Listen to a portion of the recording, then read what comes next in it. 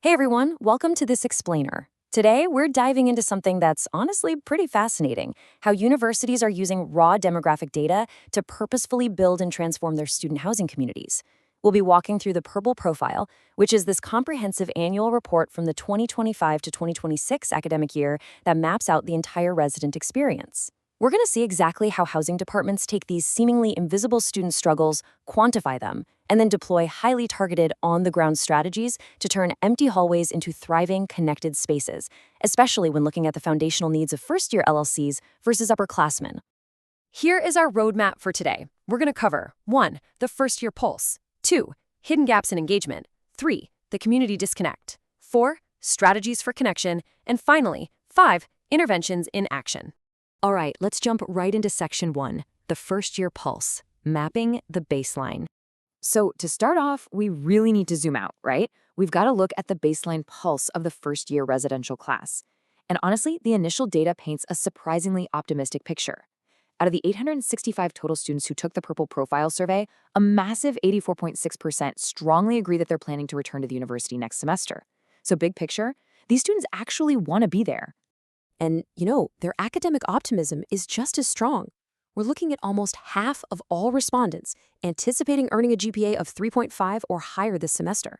So from a top-down perspective, you've got this incredibly confident, eager first-year cohort. But, well, we all know broad strokes usually hide some of the more nuanced realities, right? So let's dig a little deeper. Moving on to Section 2, Hidden Gaps in Engagement, Navigating Disparities in Student Success.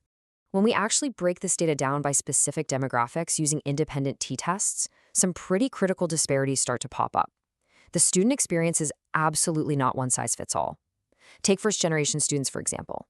They're reporting significantly lower scores than their non-first-gen peers when it comes to keeping up with academic work, follow-through, and overall satisfaction. And beyond the classroom, they're carrying a really heavy weight. They are significantly less confident in their ability to pay for tuition and housing, literally thinking about the financial impact every single day. Now contrast that with another finding within these first-year spaces. African American students are showing fantastic social engagement, like really great. They report significantly higher usage of the residential lobbies, and they interact with their RAs a lot, often at least twice a week. But here's the catch. Despite being so socially visible, they're reporting significantly lower scores in academic motivation and self-discipline compared to Caucasian peers. So they're highly visible in the community, but they are silently navigating some real academic vulnerabilities. And that sense of isolation shifts again when we look at sexual orientation. For non-heterosexual students, the barriers are distinctly social. This group is reporting statistically lower scores when it comes to fitting in. They're making friends less easily in the complex, and they have a lower satisfaction with the social programs being offered. Plus, much like our first-generation students, they're also carrying that heavy burden of daily financial anxiety. So what the data is really telling us is that while the building as a whole might feel super optimistic, these specific groups are experiencing real isolation and stress. Which brings us to Section 3, the community disconnect, revealing the core problem. So this points us to a massive overarching issue that's impacting the entire student body. The structural community environment itself, it's struggling. When surveyed on the overall residence hall environment, it was consistently the poorest dimension across the entire data set. I mean, out of a 5-point scale, hanging out in the complex lobby scored a really dismal 2.28. Using the community kitchen, just 2.22. And interacting with peer coaches or RAs just hovered right there in the low 2s. Basically, these communal spaces are largely empty, and those organic, natural staff interactions just aren't happening. Which leads us to a really tough dilemma, right? When your data proves that your lobbies are sitting empty and critical student populations are feeling isolated, what strategies actually combat this? How do you engineer real connection? Let's look at Section 4, Strategies for Connection, the tactical response. Well, Residence Life didn't just look at this data and shrug it off. They deployed some highly intentional tools to completely redesign the social architecture of their buildings. One of their absolute most creative solutions, the monthly sociogram. RAs are actually required to draw these maps by hand to visually track resident relationships and habits on their floors. They're charting out the early risers, the night owls, the tight-knit friend groups, and even fun quirks like identifying that one ghost resident who is literally never around. It forces the RA to physically visualize exactly who is connected, and more importantly, who is falling through the cracks. And to keep these sociograms from just becoming totally stale, the The department uses a 6-month rotating theme. In September, RAs map out everyone's majors, which is great for connecting study groups. October is all about mapping social relationships. By March, they're mapping out habits, figuring out where the noisy rooms are versus the early risers. It's a brilliant way to ensure RAs are intentionally and continuously updating their read on the evolving student community month after month.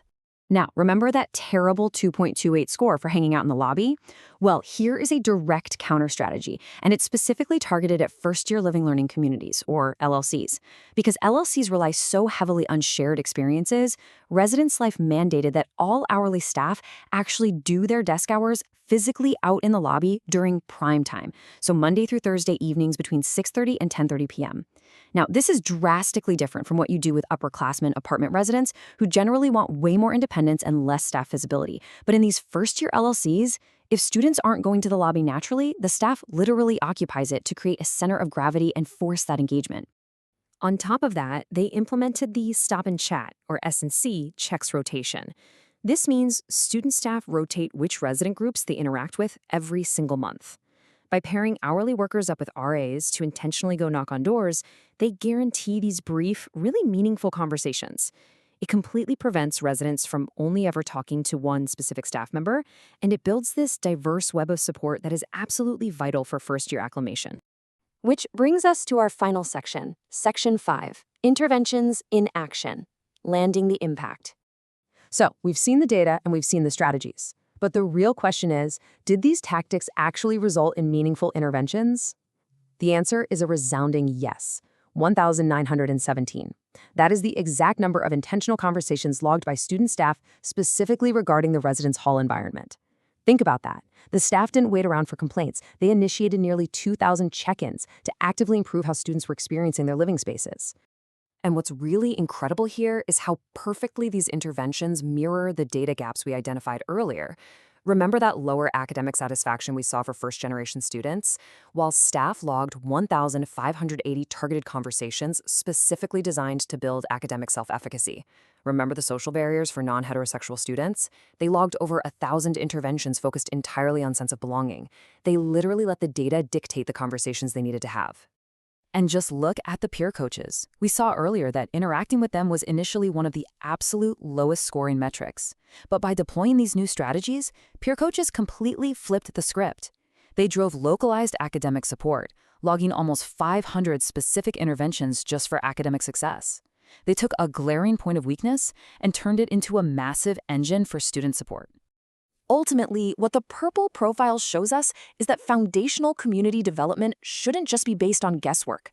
It's about finding those hidden disparities, contrasting the distinct needs of your communities, like we saw with the first-year LLCs versus upperclassmen, and strategically placing your staff right where the data says they are needed most. So the question I'll leave you with today is this: how will you use your own data to turn empty lobbies into deeply connected communities? Thanks for joining me for this explainer. I really hope you walk away ready to map out your own success.